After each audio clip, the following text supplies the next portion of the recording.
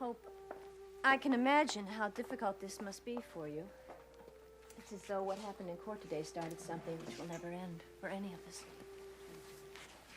Jennifer, you mustn't think that. The only thing that I can think about is how much you must have suffered all those years. And what you must have felt like when your parents told you they'd given away your baby.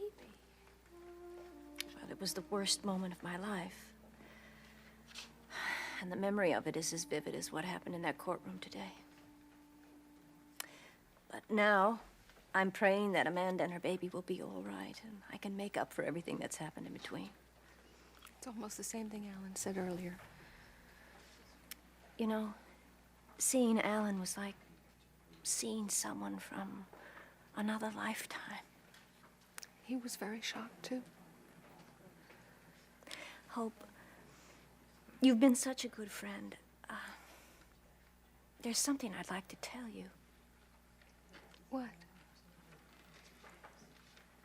Well, what happened so long ago happened to a young girl who was very young and emotional because she fell in love, hopelessly in love for the first time in her life. It was as if everything that I had fantasized about came true. And all too quickly, I was in a situation that I couldn't handle. But there was never anything between Alan and me, except for that one night. It was the first time he ever even noticed me. And after that, he came to see my sister. But I didn't go near them. I watched them from a distance. It was as though I was suffering from the pangs of unrequited love. And then one day when I realized that I was going to have a child, my whole world changed. But Hope, none of it had any significance to Alan. Perhaps if I hadn't been so young, if I hadn't been so inexperienced. Jennifer, I cannot let you go on thinking that. You're wrong when you think it had absolutely no significance to Alan. His experience with you touched him very deeply, and it haunted him all the rest of his life. Jennifer, I cannot tell you how many times he's talked to me about Jane Marie. And I knew that his experience with her, with you, had moved him very deeply. But I didn't know what it was until today in the court. Thank you, Hope. You know that helps even after all these years. It's strange being here, seeing my brother after all those years, and knowing that he's right here in this hospital with my father. It's as if two worlds that suddenly separated years ago have come together, and Amanda and Morgan are caught right in the middle of it. Ben, how is Amanda?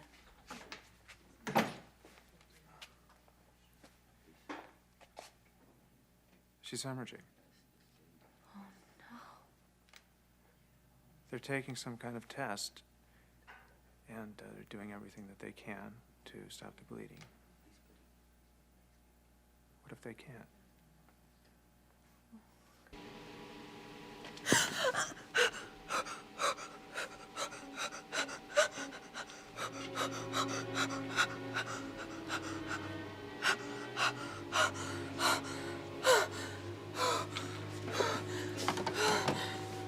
We'd arranged to have an OR standing by. Dr. Sara, baby. That's all right, Amanda. We're doing everything we can. Just lie perfectly still. Whatever you do, you have to save the baby. There's been a premature separation of the placenta. It's torn and moved directly over the birth canal. We'll have to do a cesarean now. There's no hope of a normal delivery.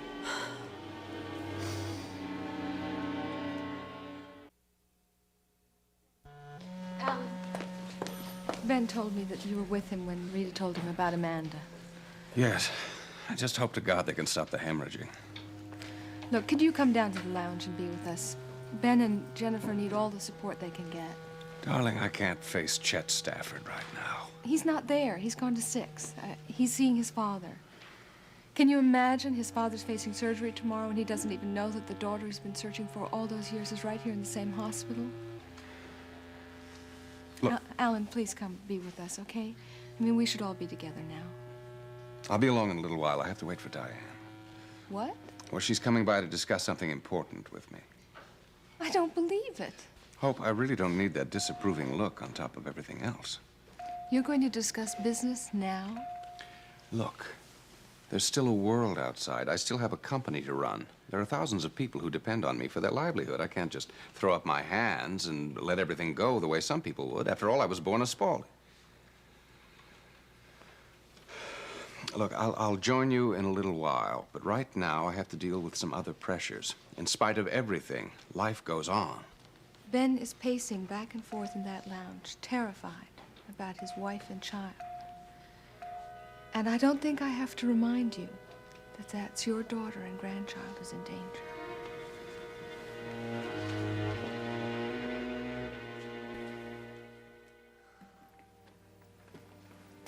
Hello, Morgan. Hi, Mike. I thought we might talk for a few minutes. I really don't feel much like talking right now, all right? I can understand how you feel. And I think I have a good idea what you're going through right now, but I'd like to help if I can. I really don't think anybody can help me right now. Can I try? Tim tried, but I only said something that hurt him so much he went running out of here. Well, I promise you, no matter what you say to me, I'm not going to run out of here like Tim did. But then that's a little easier for me because I don't have the same kinds of intense feelings that Tim does. Whenever people have intense feelings, they get hurt. Well, it's true that if you open yourself up to somebody, you run the risk of being hurt. But can you imagine what it'd be like if people stopped caring for each other or stopped loving each other because they were afraid of being hurt? I don't know if I believe in love anymore. Not after today. I know your mother loves you very much. I used to believe that, too. You know, I've been doing a lot of thinking since I left that courtroom today. And I can't defend the lies that your mother told. But I think I can understand why she told the lies. However misguided or wrong she was, she risked a prison sentence because of her love and concern for Amanda and the people whose lives would be affected by the truth coming out. Where was her love for me in all of that? I think I can understand why you'd ask that, and I asked that of your mother many times when she refused to tell me the truth. I asked her a few times since it all came out.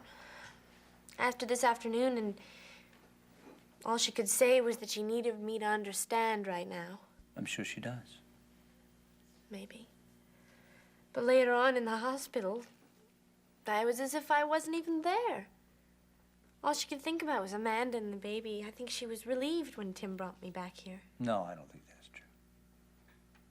Let's face it, Amanda's been through a very difficult pregnancy, and your mother's been very concerned about her, very worried about her.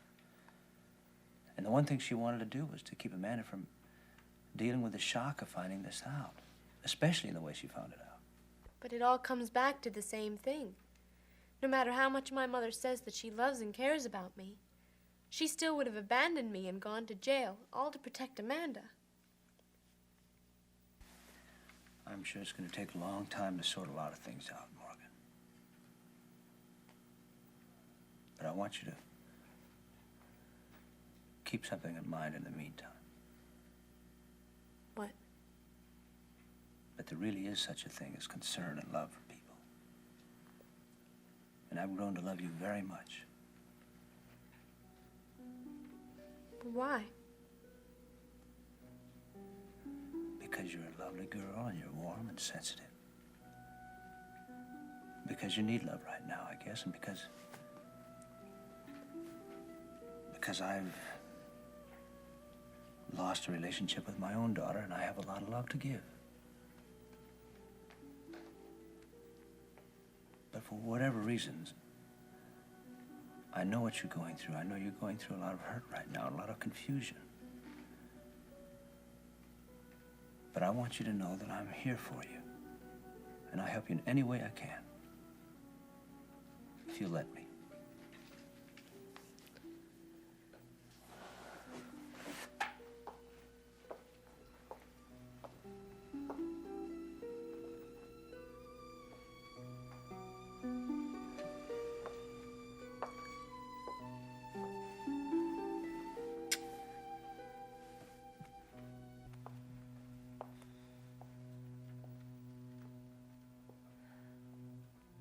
I'll never forgive myself if anything happens to Amanda and the baby. I never should have come back to Springfield. Don't say that. But if I hadn't come back here, Mrs. Wexler would still be alive. Amanda would be awaiting the birth of her child. Morgan wouldn't be going through all this distrust and confusion. Morgan will be just fine. She's got you for a mother. You can still say that after everything you heard today. It doesn't matter what I heard today in court. I know you as a person and as a mother. And if I was asked to be a character witness again for you tomorrow, I would do it. Thank you, Hope. I think I'm going to talk to Ben now. I feel kind of responsible for what's happened. Ben? They come out and tell us something. I'm sorry, Jennifer. I keep forgetting you're going through the same things that I am. It's going to take me a little while to get used to the idea that you're Amanda's mother. So many things tumbling through my head right now. I don't think any of us will be the same again. I tell you what, if my baby survives, I believe that that'll force all of us to come to grips with life again. Forget about all the death, deception, the lies. Oh, Ben, your baby has to live. I'm praying for that more than I've ever prayed for anything in my life.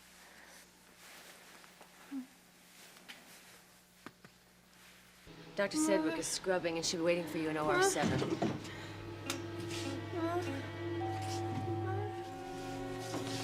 My baby. Save my baby.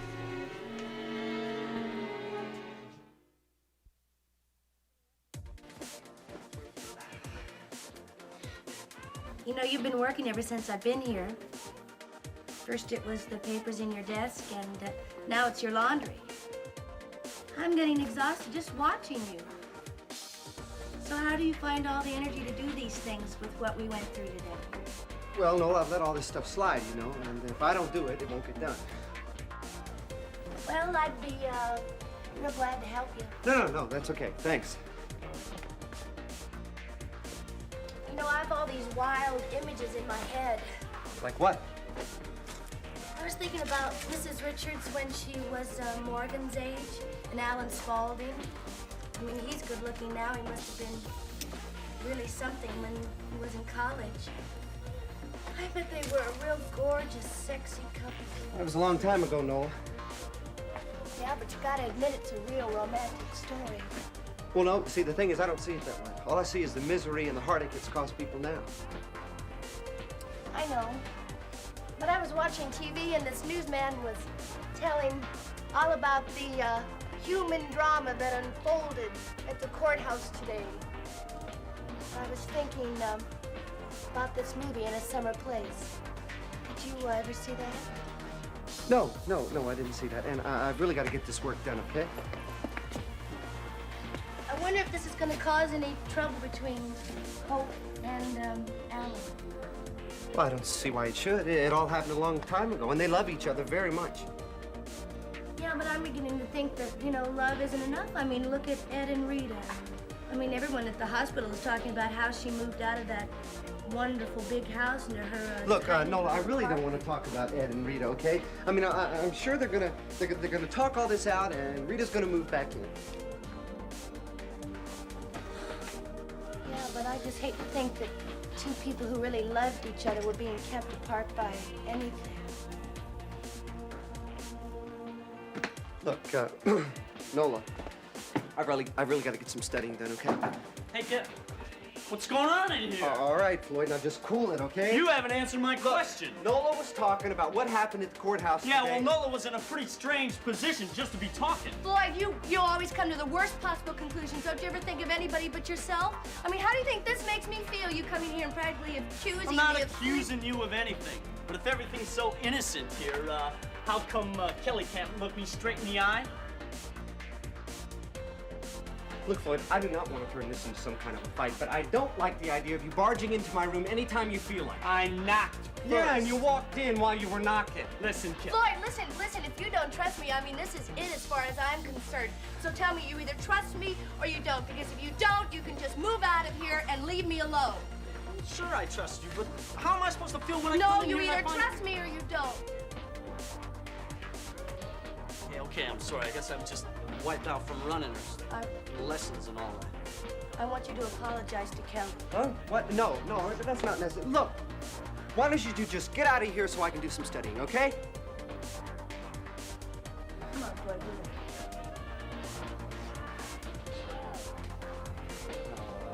No, I forgot. Morgan's downstairs. She's waiting for you. She wants to see you. More? Yeah, Mike Bauer just talked to her. She looks like she just lost her best friend.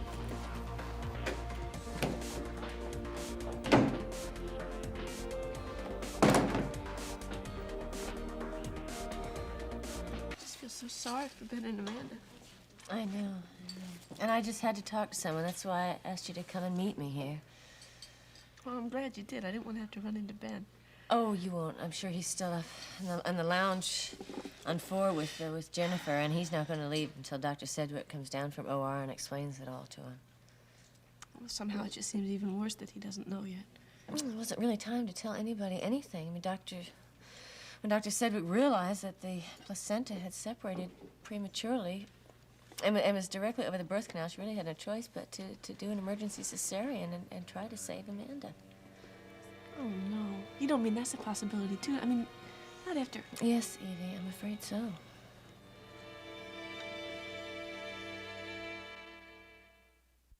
Incredible news about the trial. I sat there stunned. I wonder what it was like to be there. Well, it's just impossible to describe. You know, I wanted to get to the truth more than anything. But when the truth finally started tumbling around me, something happened to me that had never happened to me as a lawyer before. What? I almost wanted to stop. But I knew that I had to go on. And then finally, I found out the truth about Amanda, and I saw the look on her face, and she collapsed. Well, I know how terrifying the truth can be sometimes. I was close, wasn't I? When I said Jennifer was lying to protect her daughter. Except at the time I was speaking about Morgan. Yeah. How's Morgan doing? Well, I talked to her tonight, and she's having a very difficult time sorting this whole thing out. She feels that her mother would rather protect Amanda than be with her, and she's heard about it. Of course she's heard about it. But I talked to her for a while. I mean, let's face it, the Lord knows that none of us can figure out the reasoning behind Jennifer's doing all this. But it's got to be impossible for Morgan. But I think she trusts me, and it's important for her to have someone that she trusts. She couldn't have a better friend. Well, I think she felt better after I talked to her anyway. I took her over to a friend of hers, Nola Reardon's. I felt that she should be around people her own age. Do you want me to check the hospital again? Yeah, would you? Please, I want to find out if there's any news about Amanda. Even Mike couldn't deny that my mother could have been thinking about Amanda the entire time. Well, I wish there was something I could say to help out. Everything's so complicated. I know. I thought my life was confused before, but I was wrong. Well, you know, I was really surprised when Floyd told me you were here. Why? I thought you'd be spending the evening with Tim. I was. But we were over at Bert's and I said something wrong that hurt him, or he just blew up and left. Well, I mean, you can call him and he'll be fine. Everything will be okay. I don't know if I want to right now. Why? Because he just gets so jealous. I can't deal with it. Jealous of who? Oh, anyone I might be talking about. Yeah, I know what you mean. I have the same problem with Floyd. Who is it? It's Floyd. Look, Floyd, I'm trying to have a private conversation with Morgan right now, and I really don't... I know. I don't want to bust in on it, but I brought you something.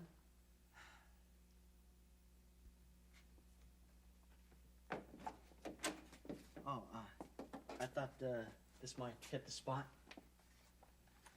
Yeah, thanks. Would you get the door? Yeah, sure. Yeah. Bye.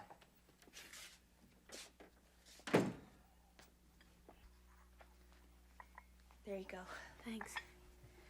I'm sorry I didn't get a chance to thank Floyd in person. It's very nice of him. Yeah, well, he's just been impossible lately. You know, we were talking about guys getting jealous and everything. Well, he just went crazy when he came into Kelly's room and found me in there. I mean, we were just talking about the trial, but oh no, he was convinced something funny was going on. I mean, he should know, living here as well as I do, that Hillary is so generous, if you know what I mean, as far as Kelly's concerned. Oh, gosh. That's just what you need to do right now. Let it out. It's okay. It'll make you feel a lot better if you do. I mean, you've been holding things in for so long. It's probably what makes you feel bad. Go ahead and cry. It's just the two of us. And you know I'm your friend. But if you can't cry in front of your best friend, who can you cry in front of? I just can't stop thinking about Amanda. I wish now I hadn't agreed to take on this case when Dr. Sedgwick asked me. It stirred up so many painful memories. I'm sure. No, I was a little surprised when you told me that you were going to take it on at all. I remember that time when you were back in Bluefield. And your friend lost her baby, and when you took on that extra duty just so you could be with her. I remember how you started reliving that terrible time of losing your own baby. Yeah, I remember. Ed was expecting me back, but I just felt like I had to stay with Lois because I knew what a terrible shock it was to lose a baby. I had the strangest experience when I was in Amanda's room earlier. I was watching Ben trying to calm her down, and all of a sudden it wasn't Amanda in that bed, it was me, and it was Ed trying to comfort me, and so many other memories just kept flooding back. All the things Ed and I have been through. Maybe you could gain something from that experience. Like what? Well, sometimes it takes an emotional jolt just so that you can realize everything that's really important in your life. Maybe if you could just share those feelings with Ed, maybe it would help both of you.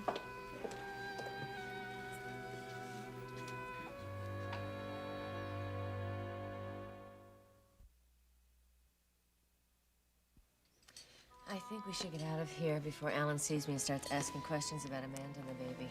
Yeah, we'll go out the back way and go to that lounge in the lobby, okay? Oh, yeah. Besides, I don't want to see Ben. I don't think I could face him right now. Okay.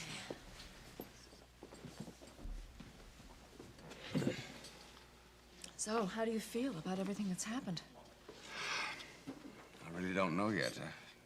I guess I'm still in shock because I haven't even been able to talk to Hope about it. Anyway, what I want to know is, did you hear from the man with the muffled voice again after I left? Oh, yes, he called. I recognized his voice from the description that you gave me. I told him that you had pressing business which kept you away from the house and that I was authorized to speak for you. Did he go along with that? Well, not at first. He almost hung up on me. Then I was finally able to convince him that I could handle the transaction. What exactly was his proposition? Whoever he is, he wants $25,000. $25,000? In cash for the information he claims to have. $25,000? It's not negotiable because, believe me, I tried. Well, it looks like he's got us over a barrel. I mean, if he can deliver that information about Elizabeth's extramarital affair with someone that I can only assume is Mike Bauer. It could be just the information we need to convince Elizabeth to give up custody of Philip without so much as a fight. When Alan turns on someone, everything changes. All his feelings of love turn to hatred. It's the way he feels toward me now. It's frightening. I don't think he'd stop at anything to get Philip at this point. I promise I'm not going to let that happen. I'm going to talk to Neil Blake tomorrow morning. He's Alan's attorney on this. He is? How do you know? Well, I talked to him today. He said that he'd gotten several urgent phone calls from Alan, and it must be about that. He's a very good, tough lawyer, but he's got ethics, and I think maybe I can get him to talk some sense into Alan. Oh, Mike, you know it won't work. Alan will find somebody else. He'll find someone as tough and ruthless as he is, that's all. Well, we just won't stop until we win. What if Alan brings it into court? What if he turns it into another custody battle? What do you think that'll do to Philip? I'll do everything I can to keep that from happening. I'm very worried about Hope, though. She was very shaken when she came to me and asked me to confirm what you had told her about Alan. She's just beginning to see flaws in him. And I can't tell you how upset I was when I saw the hurt in her eyes when she found out about the affair that Jennifer and Alan had had. I'm meeting with Neil Blake first thing in the morning to start things moving. Well, what about the man who has the information about Elizabeth and Mike? Alan, he could be calling your house at this very minute. He hung up on me just as we were about to make plans as to where and when to complete the transaction. With $25,000 in the offing, he's certainly going to keep calling until he gets one of us again. Doesn't it strike you as a strange coincidence that someone would call right out of the blue, right now, with that kind of information about Elizabeth? I really hadn't thought about it with everything else that's been going on, but now that you mention it, yes, it is strange. But who else beside you, me, and Neil Blake knows that I'm planning to fight Elizabeth for custody of Philip? I don't know. You didn't say anything to Joe Bradley about it, did you? Of course not. Good, because if you had, I wouldn't put anything past him. Well, neither would I, but I am keeping him on our side until I locate any duplicates he might have of that tape. For the past 24 hours, I've been so consumed with everything else, I completely forgot about Moreno sitting in the Caribbean on that yacht. Seems that my whole life is closing in on me at once. Alan, I want you to know I am here for you. I'm going to take care of everything concerning the business while you're trying to deal with your personal problems, okay? Thank you. Alan, there you are. Hello, Diane. Hello, Hope. Hi. Any further news about Amanda? No, there isn't, but I wish you'd come to the lounge now. Ben is almost beyond consolation. Yes, of course, I'll come right away. Diane, thank you for coming here. Oh, there's no need to thank me. I'll take care of everything, and I'll speak with you first thing in the morning. I hope Amanda and the baby will be all right. Thank you. If I had just been with Amanda when she first found out she was pregnant, she never would have been under all that strain. Well, Ben, you've got to stop this. I mean, you're not going to help Amanda or the baby by blaming yourself. Well, it's hard not to think about how things could have been if you'd just done things a little bit differently. I know. I keep thinking the same thing. If I hadn't come back here to spread.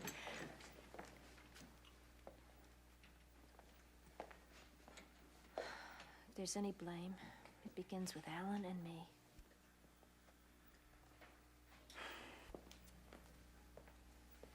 Dr. Selwick. The baby. I'm sorry, Ben.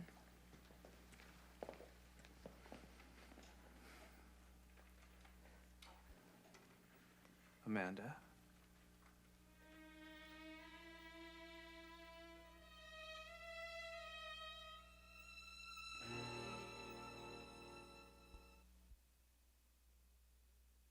Amanda is extremely weak. She's lost a great deal of blood. We're giving her transfusions, but she is still unconscious. Just give it to me straight. Will she make it? Now, she is in too critical condition to make a definite prognosis. However, we are doing everything we can to save her. There has been one additional complication. What? Well, Amanda has a very rare blood type, AB negative. Now, we've used up all in the blood bank here, and Samaritan is sending over what they have. Well, get some more. Fly it in from somewhere. Just a minute. Dr. Levine is contacting all the hospitals in the area between here and Louisville. But the problem is that Amanda needs the transfusions now. Now, as her natural parents, one of you must have AB negative blood type. Yes, I do. Would you be willing to give Amanda a transfusion? Of course, I'll do anything in the world to save my daughter's life. Good. You come along with me.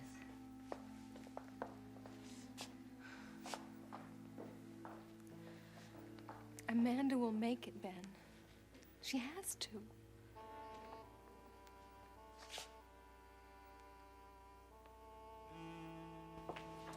Well, my relief nurse just came in, so I'm off duty now, but I don't want to really leave until we get some word on Amanda. Yeah, I want to know, too. I just keep thinking about Ben and what he must be going through up there on 4 right now. Well, I saw Diane leave, which means that Alan must be back up on 4, so we can go and wait in the snack shop. Just didn't want to face him, being that the baby was his grandchild. Yeah, well, I think Alan has to face up to a lot of things himself tonight. I mean, what kind of a man has a child and then doesn't even want to know where it is or what happened to it? Maybe it's not like you to be so judgmental about people. I'm trying not to be, but I just can't help remembering what he put Jackie through and Elizabeth and... Look at all that Jennifer suffered. I mean, just because she once got involved. Well, believe me, I'm not trying to take sides, but neither one of us knows the whole story. And don't forget, it takes 2 people to create a situation like that. I guess so, but... Look, why don't we go get some coffee, and then I'll check to see if there's anything new on Amanda. Okay. What is it? Amanda lost the baby. Oh, no. Oh, and Amanda, how is she? She's in critical condition. She lost a lot of blood. Oh, Ed. But Jennifer has agreed to give her a transfusion. She has the same rare blood type. I'm so glad Jennifer was there. Yeah, I know. Listen, I'm going to go over to Cedars and see if there's anything at all I can do for Okay, dear, will you call me the minute there's any further news about Amanda? them. Yeah, Mom, I wouldn't say anything to Morgan about it yet, about anything that's happened, at least until there's something definite to tell her. No, I won't. Poor child has enough to deal with tonight as it is. I'll talk to you later, huh? Okay, honey. Bye-bye.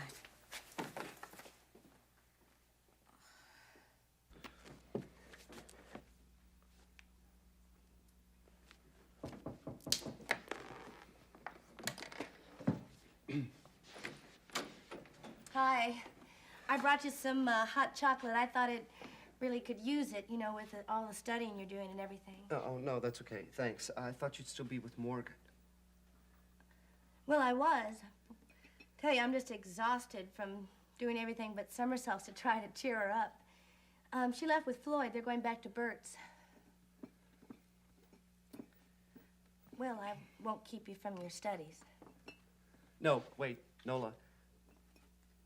I have something I want to say to you. Sure. I was going to wait until tomorrow at the hospital, but, well, as long as Floyd's out of the house, I might as well tell you now. Tell me what? I don't want you to come into my room anymore for any reason. Why? Nola, I have enough trouble looking Floyd in the eye after what happened between us the night of your party. I don't want to give Floyd anything else to worry about where we're concerned. Yeah, but that wasn't my fault. It was his wild imagination. There was nothing going on in here when he came in. But I've made up my mind, Nola. From now on, this room is strictly off limits. I'm sorry, but that is the way it has to be while Floyd's living here. Good night.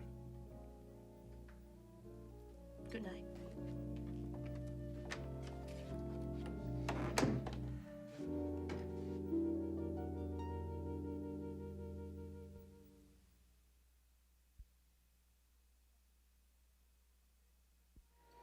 Hasn't Amanda suffered enough already?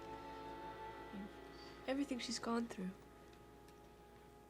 And first losing her baby and now fighting for her life. It just doesn't seem fair. Well, life isn't always fair, Eve. I keep thinking about my miscarriage and that if that baby had lived, things might have been so different for Ed and me. Well, when 2 people love each other, I mean, those kind of things should just bring people closer together. They shouldn't drive them apart. It doesn't always work that way, Eve. Oh, Rita. I just can't stop thinking about Ed. You know, I said goodbye to him when he left the hospital a few hours ago, and it was like saying goodbye to a total stranger. And after everything we've shared. Do me a favor. Just call the house. You shouldn't be sitting here talking to me. You should be talking to him. No, I don't think he'd be interested, Eve. Not after the terrible things we said to each other. You and me don't moving know out. that. You just don't know that. You don't know he's not sitting there thinking the same thoughts you're thinking right now. Don't even call. Just stop by there. Just talk to him.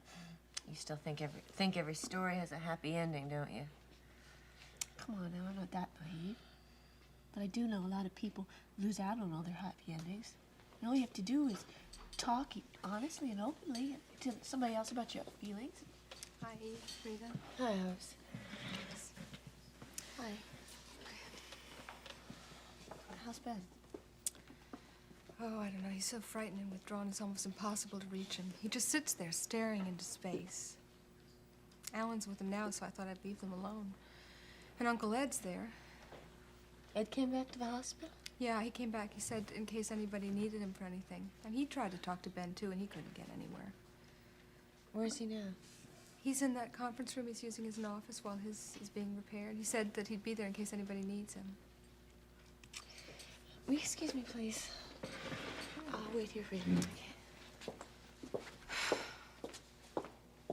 It seems like the whole world's going crazy for everybody. Poor Ben. He really wanted that baby. Now Amanda.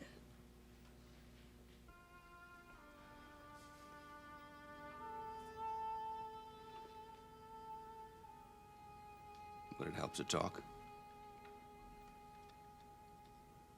I don't know. My mind's jumping around so much right now, it'd probably just all come out as gibberish. Try.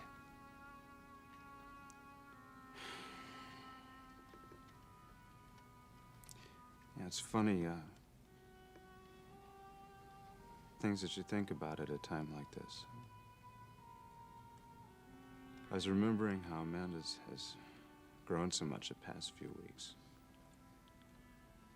I was so proud of her when she brought that taxi driver to Judge Simmons and gave Mike the evidence that he needed for the new trial. Proud that she was ready to face the truth no matter what the cost to her. She was finally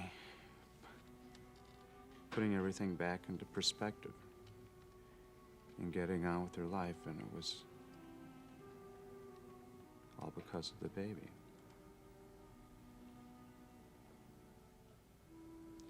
What's it gonna be like for her now? With everything that's happened to her and losing the baby, too.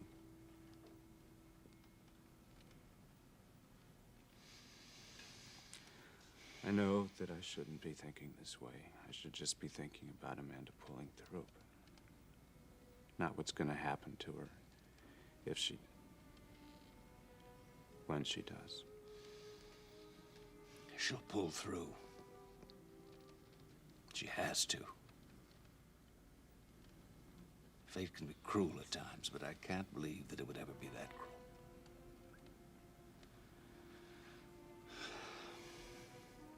Seems like an eternity, but it's only a few hours since I found out that Amanda was my daughter. I have so much to make up for.